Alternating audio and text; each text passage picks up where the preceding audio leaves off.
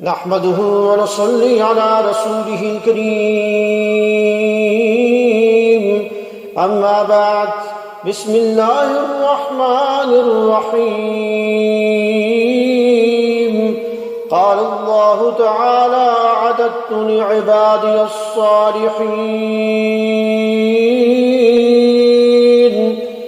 نبی اکرم صلی اللہ علیہ وسلم نے فرمایا کہ اللہ تعالیٰ نے فرمایا کہ میں نے اپنے نیک بندوں کے لیے وہ چیز یعنی جنت تیار کر رکھی ہے کہ کسی آنکھ نے اس کو دیکھا نہیں، نہ کسی کان نے سنا ہے، اور نہ کسی انسان کے دل میں اس کا تصور تک آیا ہے۔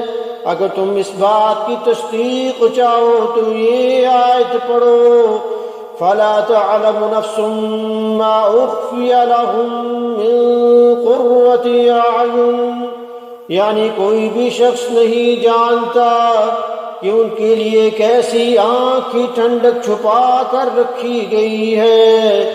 اللہ پاک ہم سب کو جنت نصیب کرے۔ وما علینا الا البلاغ المبین۔